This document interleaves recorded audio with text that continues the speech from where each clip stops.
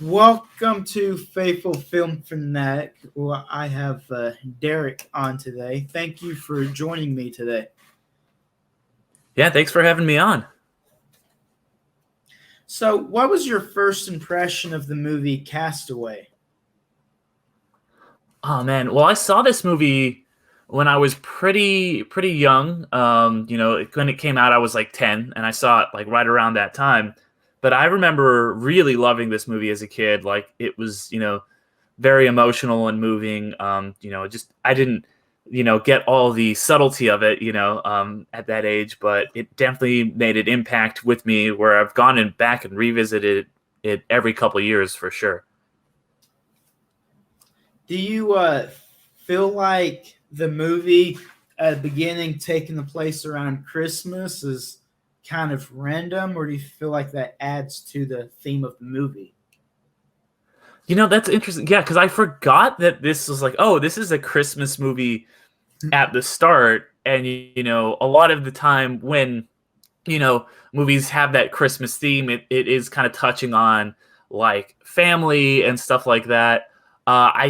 I think it adds a little bit. I wouldn't say it's completely random. It's not like Catch Me If You Can or something like that, where it's like, oh, like this, kind of recurring theme of Christmas is all family, but it does kind of, the Christmas is kind of like the end of the year. Things are kind of like ending and winding down, and you're supposed to be with the people you love, and instead of being with the person that he loves and cares about most, he makes this decision to leave, and he gets on that plane, and that ends up changing his whole life. So I think that thematically that does play in, and then when the film kicks off like 4 years later, it's in January, so it's kind of like this is the start. Even though it's 4 years later, it is, the kind of metaphorical start of the new year. He's left this kind of old life behind. He's starting the new things in this new year.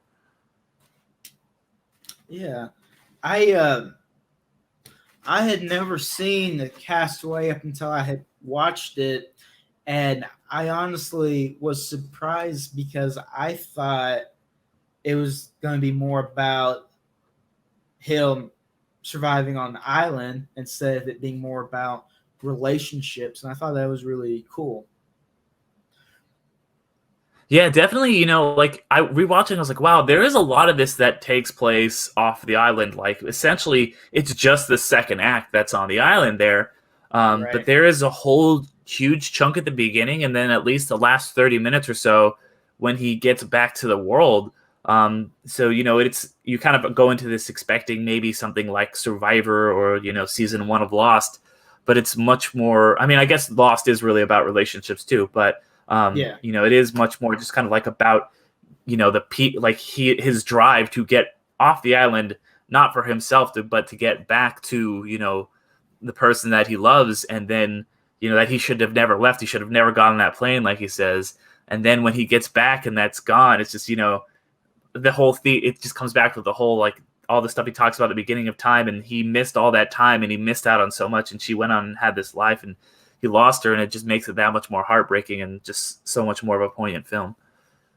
Right. And one thing I thought was really interesting was how the volleyball Wilson that he becomes friends with, in a way, that ball is a friend to him the exact same way he's been a friend to other people, in a sense of not really that good of a friend. Well, I mean, Wilson is really interesting because I think, yeah, I guess Wilson, isn't that great at communicating with him and stuff. Like he was never great at communicating with other people. It kind of just becomes, a mirror for him, whatever he wants to see. But I think that it's really a smart way to dole some exposition to the audience about his plans and stuff, and just kind of like, well, we can do that, Wilson, but then we'll have to do this, and he kind of like yells at him, and they get in fights and stuff. And but I think it says a lot to the talent of especially Tom Hanks as an actor, of Alan Silvestri's really powerful score, and just kind of the amazing direction of Bob Zemeckis in this movie, that you really care about Wilson, even though he's just this little volleyball that has, it's just an inanimate object. But when he's floating away and like Tom Hanks is just like, I'm sorry, Wilson, like that's an emotional scene. And it's Right. ridiculous. Like if you like describe that to someone, they're like, what? The volleyball floats away? And you're like, no, but like, and it's got that score that comes in and it's so sad, and you have to watch him just slowly drift away. The cinematography is so good.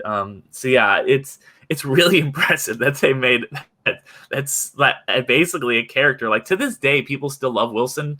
Like I remember for years, they would on the little antennas, people would have like a Wilson little volleyball on their cars and stuff like that. Back when people had antennas on their cars. So yeah, he's like iconic. I thought it was really cool and unique how the writer was able to write out all of Act Two on the island with not using very many words, just actions. But it was not boring.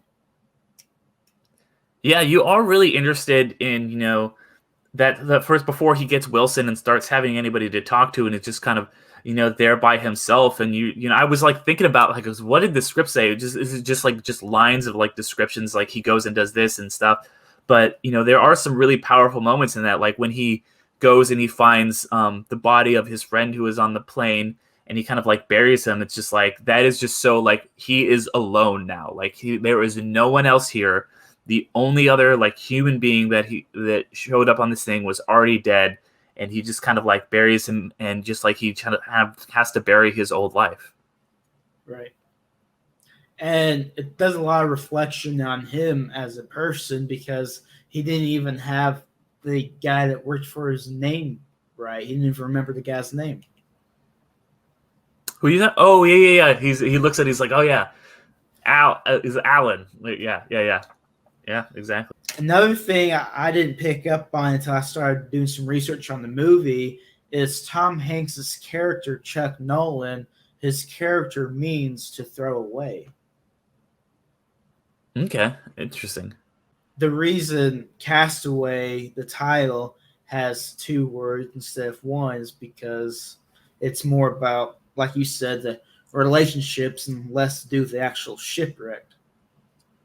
Yeah, exactly. It's kind of like, just like how Lost is like a double thing. It's like these people are lost on an island, but they're also lost in their lives. It's the same kind of thing. Castaway, he's kind of like, he's a castaway, literally, but like you said, it's two words. It's kind of like cast away, yeah. So, because he loses the things that matter in life. It just becomes all about the clock and about, his business and FedEx, and even when he comes back, he gets received back, like coming back to life by FedEx, like his corporation, like gives a whole speech instead of, like any family members, or anything there. The only person who sees him when he comes there is his ex's husband, so it's just, he's just so alone, I guess he has that one guy, his friend, I forget, I remember the character's name, but Nick Searchie plays him, but yeah. And it's almost interesting. It's like when he comes back home, he misses the island. Because the whole reason he's home doesn't matter anymore. Yeah, there's that shot where he kind of like first is leaving the island and he looks back and it just kind of like fades in the fog, and it's like, he's happy that like this is what he's been trying to do but he's trying to go for so long, but he's spent so many years there and it's become his life, and to just kind of like he's like, well, I can never go back now, and the life that I came back to isn't the one that I was expecting or the one that I had left behind. I know a lot of people aren't really crazy about the way the film ends. What were your thoughts on the ending of the movie? I liked the ending of the movie. I like that. I mean, it is a little bit on the nose that he ends the film at a literal crossroads. It's like, but you know what? Like sometimes you just got to be, very direct with your metaphors. So I like the ending of the film. I like that. I'm a sucker for bittersweet endings. Those are my favorite kind of endings. If he had died trying to get off the island, that would have been too sad for me. If he would have gotten back together with his wife, or girlfriend, then that would have been too neat and tidy. I think life is often very bittersweet, and that I like when movies are that as well. I like that he just kind of, it's like, all right, this is where we're going to leave this character. You're not sure where he's going to go next. He's standing here at the crossroads. You can go this way. You can go that way. I love that he delivers that package that he held onto the whole time. He writes that little note, this package saved my life. Maybe he'll go and like talk to that ranch lady and have some nice romance or something. Or maybe he won't, we don't know, because life kind of just goes on, and that's kind of the point of the ending. And I never really thought about it watching the movie, but I was watching this YouTube guy talking about how during the whole movie, that package represents hope. Yeah, definitely. Especially like with the kind of angel wings and everything on it. It's just like, what?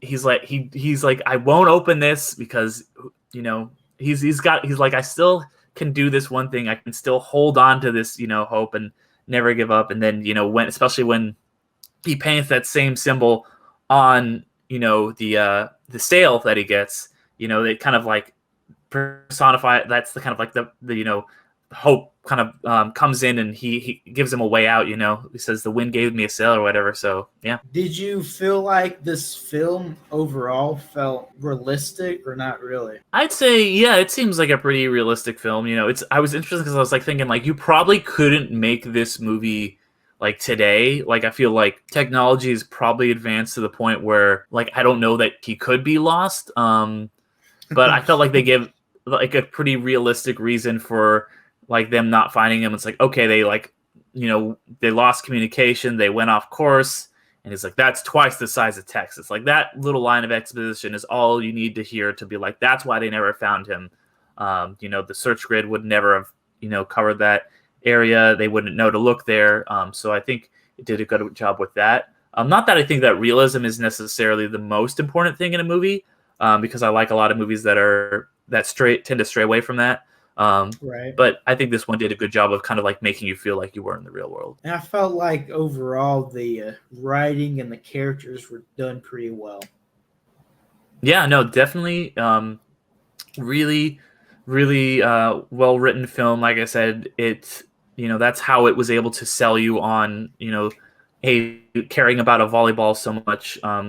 Tom Hanks got nominated for the Oscar for this film. I think as good as Russell Crowe was in Gladiator, I think Tom Hanks probably deserved to win in this. He just really, really just had a great character with a great character arc. You don't see a lot of the other characters too much in this film, but I think that, they do feel like real established people for sure too. And towards the ending of the film, did you ever like have a moment where you thought him and his wife were gonna get back together? I mean, definitely, that's what it seems like. It's, pushing you kind of towards for a second. That's how movies go. You're gonna like get off the island. That's, Odysseus gets back to Penelope. Like people, you have these great love, and you have to overcome this trial to get back to him. And then it doesn't happen. It kind of plays on those expectations of this happy ending, and then they even have that like moment in the rain where they're kissing, but so you kind of know that this can't really work, that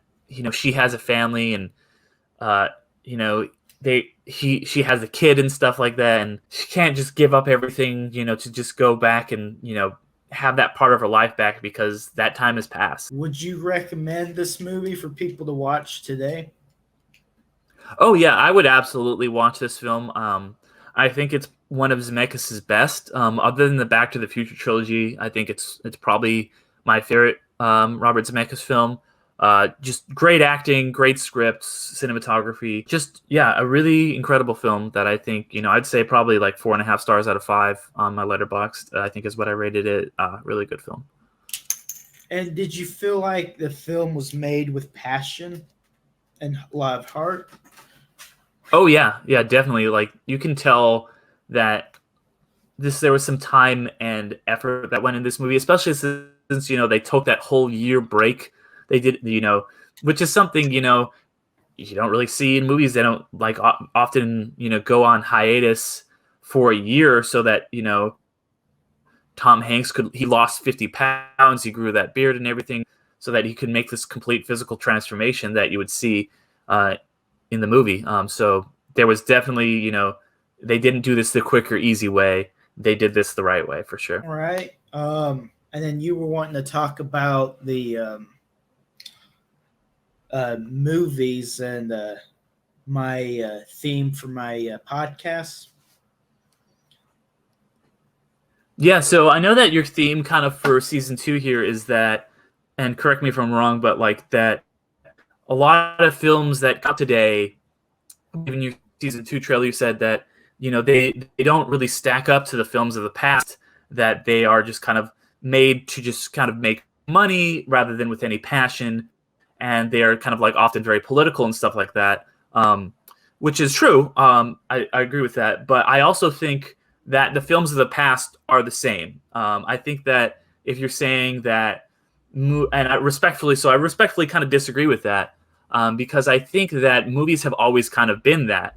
The thing is, though, like if you look at the year 2000, for example, the movie we're talking about came out that year, 21 years ago now. Like we can look at it and be like, oh yeah, Gladiator came out that year, Castaway came out that year, whatever movie came out that year. But we don't remember like the bad movies that came out in the year 2000. That's just relatively recently, that's pretty fresh. Go back even further, go back to like the year like 1939, considered one of the greatest years in the history of cinema. We remember the Gone with the Winds and the Wizard of Oz and all that stuff, but there was some horrible movies that came out in that era that just nobody remembers. That probably the film, like the original stock, doesn't exist anymore because they're bad. So why would the good ones get remembered? Whereas the movies that are coming out now, we just see everything. So I just watched Red Notice on Netflix yesterday. I'm like, nobody's going to remember this movie in a year, but it's fresh in my mind now. So I'm like, okay, and I do think 2021 has been kind of a weaker year for movies overall, because of the pandemic and everything, because they weren't really able to shoot a lot of stuff last year and just kind of pushing a lot of stuff out. But like even stuff like, there was the Hays Code back in like the 30s and 40s that like was itself very political, because it was just, you can't show certain things in films, and it restricted filmmakers so much that they couldn't do a lot of things they wanted to do. Whereas film, starting in the 70s has kind of like become a lot more free for filmmakers. Even stuff like High Noon, which came out in 1955, is an incredibly political film, and it's considered widely one of the best movies ever made. It was one of the first films selected by the Library of Congress to be preserved. It's in the AFI top 100, but it's very, very political. Presidents have like shown it at private showings, so they love it so much because it's very political. It caused John Wayne to make Real Brave in reaction because he wanted to make a movie with the opposite politics. So I think that there is maybe a little bit of a recency bias when it comes to talking about movies like not stacking up to the past. I don't know what you think about that. Well, I guess like what you're saying, like there's always been politics, but like, don't you feel like there's more politics now than there were in older movies? And I don't like think so. Nowadays, people don't come up with original ideas as much. Everything is copied from something else, and anytime something's successful, they have to make a sequel to it. It feels like. Yeah, I do agree with that, but I think that's kind of not always been the case. I would say that's been the case since probably, I don't know, the 70s, the 70s, the 60s. When you have like they made all those Planet of the Apes movies in a row in the 60s and then bleeding over the 70s. But even earlier than that, when they made the Wizard of Oz once again, that was like the 5th or 6th time they'd made a Wizard of Oz movie. So that's, considered one of the great classic original films, but it's really, like they had already made a bunch of movies like that. I mean, I will give you this, that I think that when it comes to big blockbuster landmark films, that is very much becoming like the franchise is the safe bet. And I think that we are starting to lose a little bit more of what dominated in the 70s and 80s, and even a little bit into the 90s, which is the kind of director-dominated film rather than a franchise-dominated film. And I do still think that still exists. Like you just got something like Dune, which is obviously it's based on an IP. It's based on, and they made a previous Dune movie which wasn't successful, really. But the Dune books aren't like huge like the Marvel movies are, and then we just had a huge movie. So you get that. You get something like, unfortunately, it was a failure, but the Last Duel by Ridley Scott. But those are becoming more rare. I do agree with you there that we are getting less of these kind of director-driven, it's becoming more difficult for someone like Robert Zemeckis or Martin Scorsese to kind of make their big budget movie, because it is kind of becoming more dominated by franchises. But there are other avenues that are starting to open up for that. Stuff like Netflix, like how you're seeing a lot of kind of prestige, quote unquote, directors make their films on Netflix now, like Scorsese with The Irishman or Noah Baumbach with Marriage Story. There's a bunch more that I could name, obviously. And what's really disappearing, and this is what I agree with you wholeheartedly on, and it's very concerning to me, is we're seeing the disappearance of the mid-budget movie. We're seeing like there's still big blockbusters that are franchise-driven and still, in some cases, director-driven. And we're seeing like the smaller budget, very creative films made by studios like A24 and Focus Features. But we're losing those films that are made for you get movies that are made for over $100 million, and you get movies that are made for like under 30. But we're losing that kind of like, $50 million movie, that mid-budget movie, those rom-coms that were a staple of the 90s and the early 2000s. Those are kind of disappearing. Maybe they're moving a little bit to Netflix, but that is what I would be concerned about, and what I would really agree with you is that those kind of mid-budget movies are disappearing, and now we're just getting the two ends of the spectrum: big budget like movies that are going to be blockbusters, and the small little passion pieces that you get from the A24s and so on. Do you feel like older movies, they cared a lot more about their craft and put more heart into it than they do nowadays for the most part? No, I don't really think so, because I think that there are still so many talented directors out there and talented writers and everyone else who are putting passion in their stuff. We talked about how this movie was passion and they took a year off to do it. But even think about Boyhood, which is a relatively recent movie, and I don't really like that film, but I have to respect the passion that went into it. That they took, what was it, like 17? Shot over 13 years, 15 years. I don't remember what it is, but they shot it over a long time. And that movie came out just not too long ago. I forget what year exactly. So that's a recent film that they obviously put a great deal of passion into. So I think there are definitely people out there. There's definitely, I don't think there was any passion put into Red Notice, for example. That was just a formulaic stock plate movie, but you had those in the past. You had something like a movie which is still relatively popular now, something like Robin and the Seven Hoods is like, I'm sorry to anybody who likes that movie, but that movie is from the 50s. It's just boring. And I feel like a lot of those movies were just kind of the Rat Pack getting together and making a quick buck. There wasn't any passion in that. So I think it's not necessarily about a certain time. It's just kind of like, which filmmakers are you looking at from any certain time? You look at now like a film made by Taika Waititi, that's going to have so much more passion than a film made by, whoever, somebody who you don't even care about. And I think that even a movie, like even somebody like Michael Bay, he deserves a lot of criticism for a lot of things, but I think he's very, very passionate about films. And I think that there's a perception that him and a lot of his ilk aren't passionate, but he's just a guy who loves movies. He loves explosions and all the dumb stuff that he puts in his movies. And more power to him. He's out there doing his thing and making the best movie that he can. I just saw The French Dispatch. That's a film by the Wes Anderson film. There's clearly so much passion in that movie. Like every inch of that movie is just dripping with Wes Anderson being like, here it is. I just think that sometimes those movies do get diluted by the films that feel like they don't have a lot of passion in them. But even, the big blockbusters like Eternals, the new Marvel movie made, I think Chloe Zhao put a lot of passion in that movie.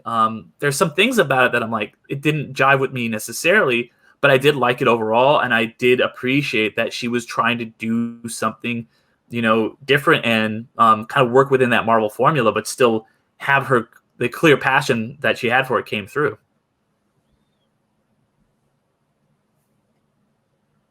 All right. So do you feel like maybe the movies that aren't, you hear more about the movies that aren't that great than the ones where they are passionate about, and that's why it might feel like there's less and less movies with passion in it? I think that you remember the ones from the past with passion. And I think that in the moment, you might not, there's all these films around that don't have passion, but those tend to kind of, over the years, will kind of die away. So I think that is, when we look back at 2021 and 2051, all these movies that were really, there were people were talking about that didn't have passion, I think people won't really remember. And I think that people will remember the films from this year that were made with passion. And I think that's like if we time travel back to, the 50s or something, a lot of the more popular films are not necessarily the ones that were made with passion. Also, there's just like a lot more movies right now too. So I think maybe that dilutes it a little bit too, because there's just so many more movies that come out nowadays. Just than there were. Part of that is just because the studio system is like cranking out so much more stuff, but also because film has just become so globalized that now everywhere in the world can make movies. And you're seeing all these great films from coming over from every corner of the globe. So there is just so much more noise when it comes to movies. There's just so much more out there that you can lose a little bit of what the great ones. I guess I could see that because they are constantly making more movies, and there's always new streaming services they keep throwing out there, and they got to make movies that compete. Yeah, and you do get stuff like, it becomes kind of a machine. Sometimes you got to put out like The Kissing Booth 3, which is clearly a movie that, I don't think anybody was really passionate about that. So, there's definitely going to be a lot of that, but who's going to remember The Kissing Booth 3 in the year 2030, Yeah. But I think we will remember movies like Last Night in Soho, that's a great movie that was made with a lot of passion by a really good director. I'm really glad you chose Castaway for me to come on and talk about, because it's kind of one of those movies that it's a good movie, but it's not like always at the front of your mind. Like, oh yeah, I'm not going to just go sit down and watch Castaway. I think I hadn't really watched this movie in probably about 5 years, and before that I watched it in 5 years. But it's a good one to go back to and revisit and just kind of remind yourself, like, yeah, Castaway, like Tom Hanks, man, like the guy kills it. Robert Zemeckis, yeah. And Tom Hanks is a really good actor, and especially the way he portrays in that second act of that movie. Oh yeah, for sure, man. But yeah, thank you for having me on. I've been had fun coming on talking about it. Just want to mention for anybody who's listening, I have my own podcast too. It's called Underrated, where we talk about movies that are maybe some movies that from the past and present that are forgotten, that are made with passion. So I like to talk about underrated and under the radar flicks over on my podcast.